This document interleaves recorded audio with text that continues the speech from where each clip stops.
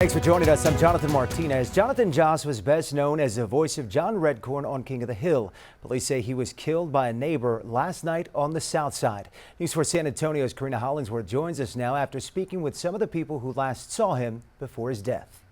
Moments before actor Jonathan Joss was killed, his neighbor, who does not want to be identified, says she saw Joss clearly upset in front of his mailbox. We passed him by and we saw him. He was a little loud. I don't know who he was talking to in the vehicle, but he was kind of waving his hands. Joss's neighbor says she didn't think anything of him being irate because he has been acting erratically over the past several months. Another neighbor shared this video with us of Joss yelling at another neighbor in the street. He was a little quirky. Mr. Redcorn, did some things out of the ordinary that maybe people, see as not being normal. He would... If we were driving by his home, he would come out into the street and literally try to stop you.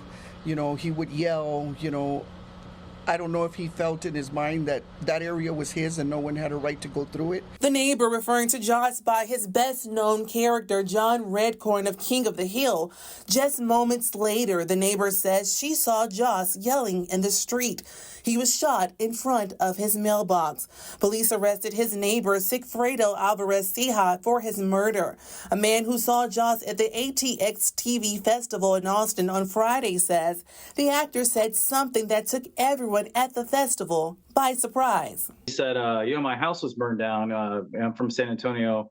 My house was burned down because I'm gay. And I was like, wow, that's crazy. I mean, Joss's house burned down in January. His husband, Tristan Gonzalez, posted on Facebook that the shooting was a hate crime, saying that the two of them had been repeatedly harassed because they were gay and that their home was burned down after years of threats from neighbors. The post states, "We reported these threats to law enforcement multiple times and nothing was done." One of their neighbors also says he believes the shooting may have been a hate crime. SAPD denies that, taking to social media to post that despite online claims of this being a hate crime, they found no evidence to indicate the killings were related to his sexual orientation. Aside from his role on King of the Hill, Joss also appeared in Parks and Recreation, Ray Donovan, and Tulsa King. Melissa? We are following several new developments tonight in the deadly shooting of actor Jonathan Joss. We just got a hold of police reports that detail what officers were investigating before the actor was shot and killed in his Southside neighborhood.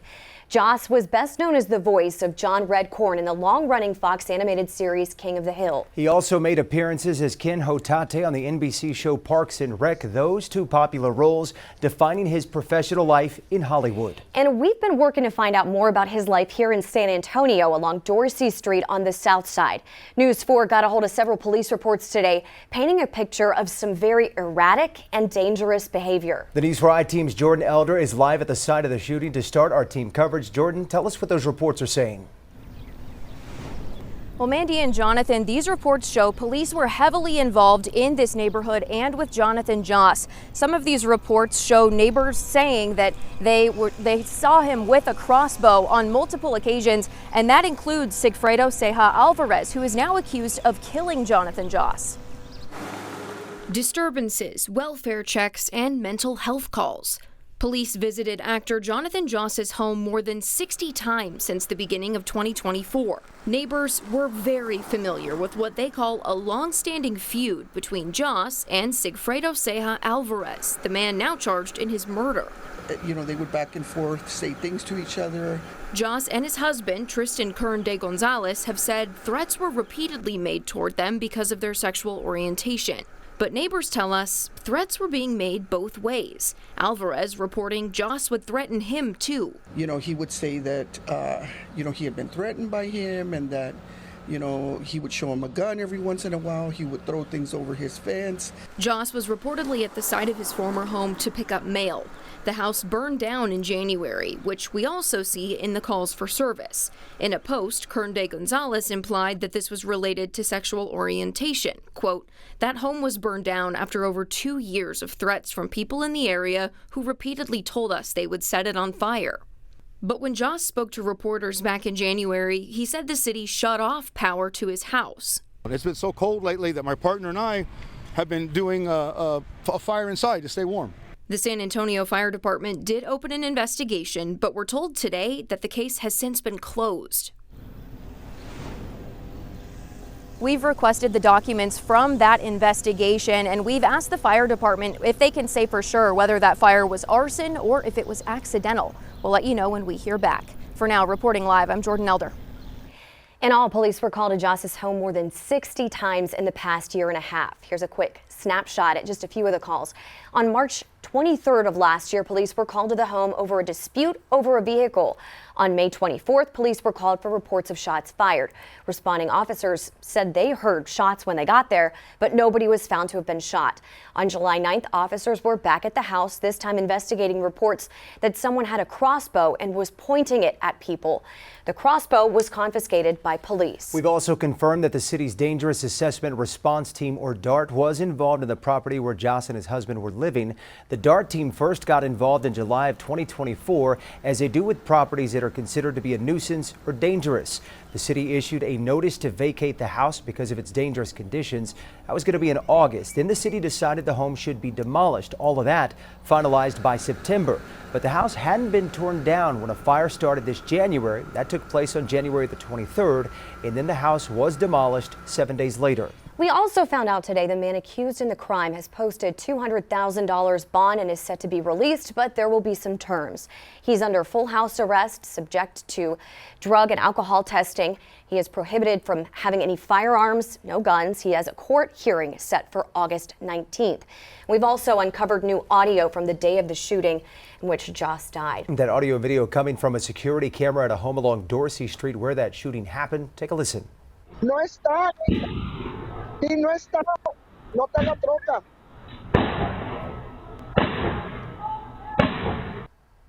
Surveillance camera footage captures the shots that killed the King of the Hill star on Sunday. Some in the neighborhood say this was a feud that started with a property dispute between Joss and the brother of the man accused of killing him. Yami Virgin from our sister station Fox SA continues our team coverage now from the site of this shooting. Yami. According to neighbors here on Dorsey Street, many were excited when they found out who Jonathan Joss was. King of the Hill, everybody knew him. So they were excited when he got here, but a few years later, a feud started, and it was not with the neighbor who allegedly shot him. This has been going on for years. I think it's just two people that I guess couldn't stand living next to each other for whatever reasons. This neighbor, who asked not to be identified out of fear for their safety, says the argument over the fence line was between Sigfredo Ceja's relative, who lived between Jonathan Joss and Ceja. But they tell us the feud then grew between Ceja and the King of the Hill star. They both had their part in it, and it just escalated, and somebody, went and hurt the other, and it shouldn't have happened.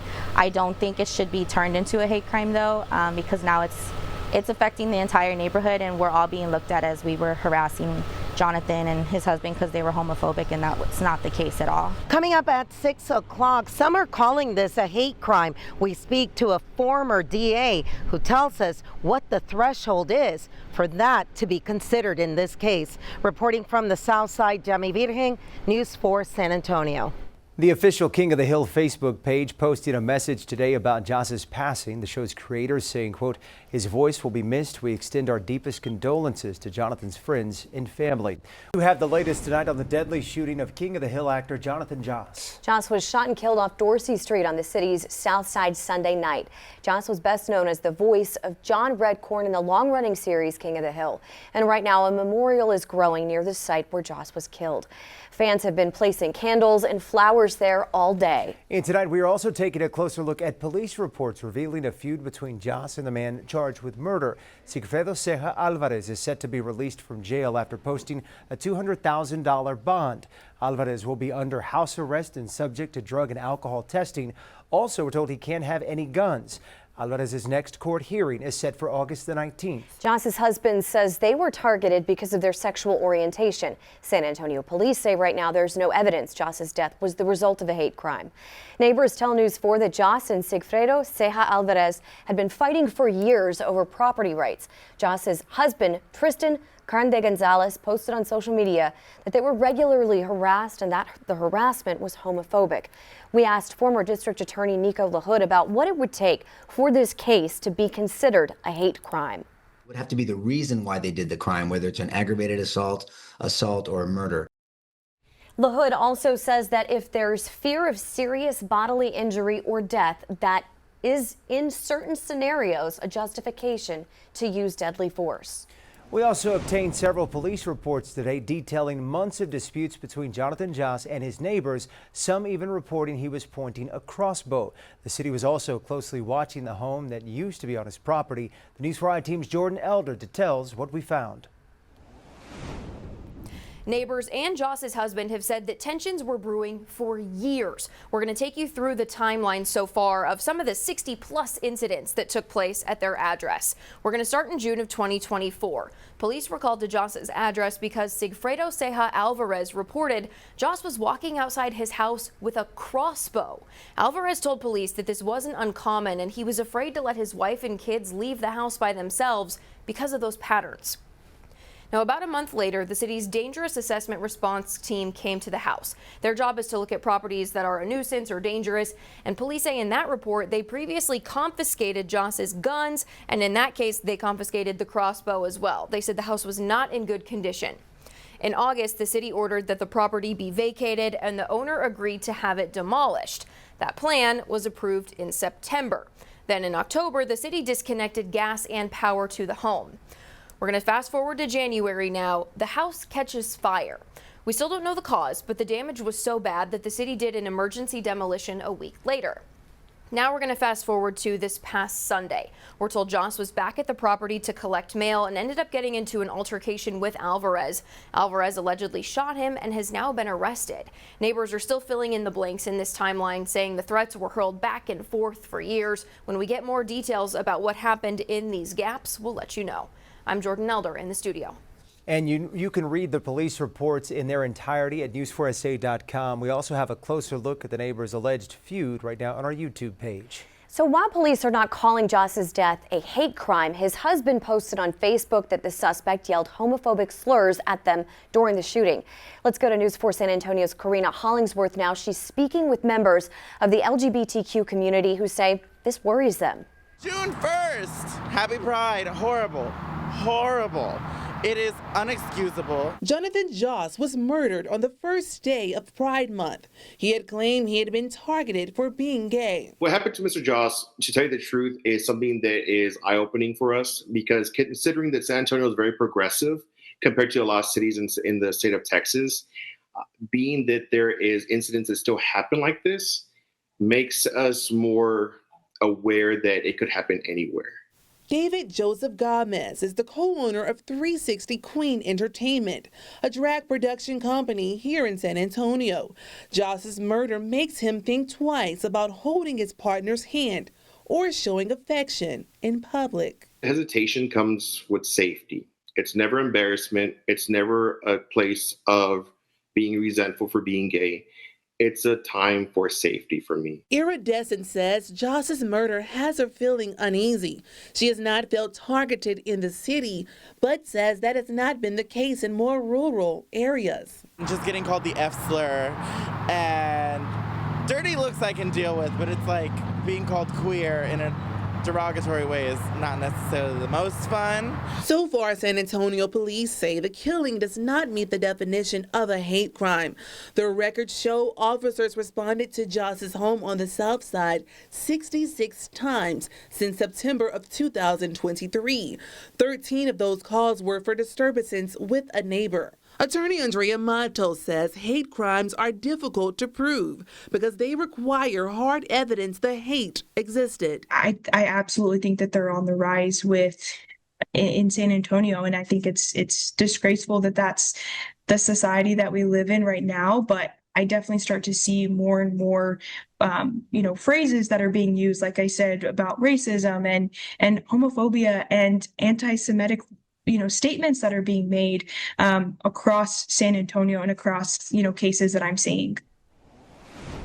In 2023, the FBI documented over 11,000 hate crimes reported by more than 16,000 law enforcement agencies. 2,077 of those reports were based on sexual orientation. The Pride Center of San Antonio will honor Jonathan Joss's life Sunday with a vigil at Crockett Park from 7 to 9 p.m. Live in the studio for News 4 San Antonio, I'm Karina Hollingsworth.